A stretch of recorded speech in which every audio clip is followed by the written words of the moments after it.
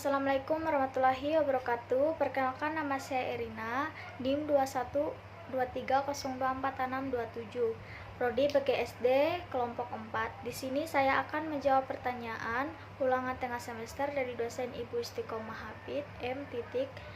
PSI. Soal yang pertama, jelaskan dengan singkat tugas perkembangan anak usia 7-12 tahun. A. Perkembangan kognitif. B. Perkembangan emosi. C. Perkembangan motorik kasar, motorik halus. Jawaban yang pertama, bagian A, ada perkembangan kognitif.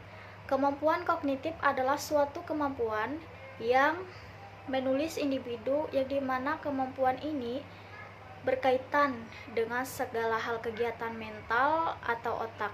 Kemampuan kognitif berguna untuk mengembangkan perkembangan manusia dalam berpikir secara rasional.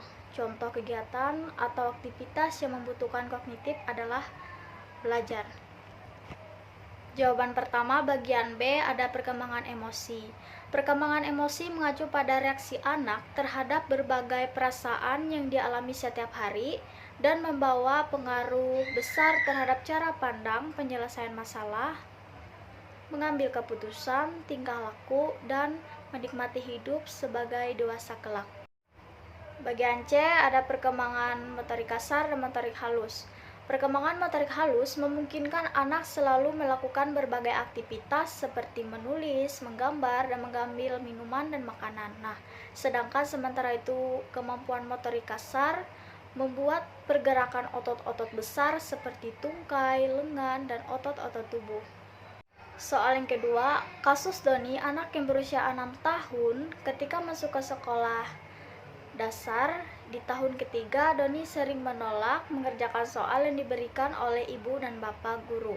Ketika ditanyakan guru, Doni merasa bosan dengan pelajaran di sekolah. Jelaskan penyelesaian kasus Doni menggunakan teori. Jawaban nomor 2, menurut saya, menyelesaikan kasus Doni ini, kita sebagai guru itu, kita harus memberikan motivasi kepada Doni. Tadi, dia kan malas untuk belajar, jadi kita sebagai guru harus seperti Doni. Jika kamu menjawab pertanyaan ibu, maka ibu akan memberikan kamu hadiah berupa buku. Jika kamu tidak menjawab pertanyaan ibu, maka kamu tidak akan ibu beri hadiah. Jadi si Doni tadi menjawab pertanyaan ibu, dikasih buku.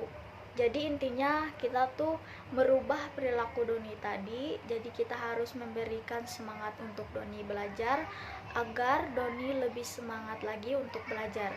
Soal yang ketiga, jelaskan dengan singkat yang dimaksud dengan A. Short term memory, B. Long term memory, C. Perbedaan short term memory dan long term memory, D. Skema memori, jelaskan menggunakan bagan, E. Gelombang otak.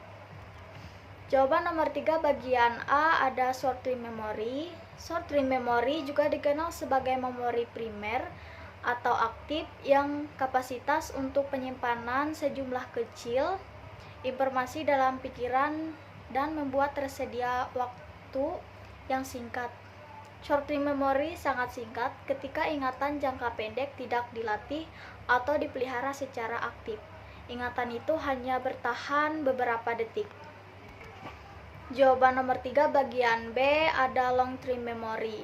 Long term memory mengacu pada penyimpanan informasi pada periode yang diperpanjang. Jenis memori ini cenderung stabil dan dapat bertahan lama, seringkali selama bertahun-tahun. Long term memory dapat dibagi menjadi 2 jenis yang berbeda. Yang pertama, ada jenis memori eksplisit atau sadar, dan yang kedua ada memori implisit atau tidak sadar. Jawaban nomor 3, bagian C, memori jangka pendek sering mencakup peristiwa selama metode mana saja, dari 30 detik hingga beberapa hari. Sementara itu, ingatan jangka panjang memiliki kapasitas yang jauh lebih besar dan berisi hal seperti fakta, ingatan pribadi, atau nama-nama orang yang mungkin harus diingat. Jawaban 3, bagian D, ada stimulus, register, penginderaan, pemrosesan awal. Yang pertama, perhatian. Yang kedua, perlu waktu, memori jangka panjang, rekal, penggalian, memori jangka pendek, pengulangan.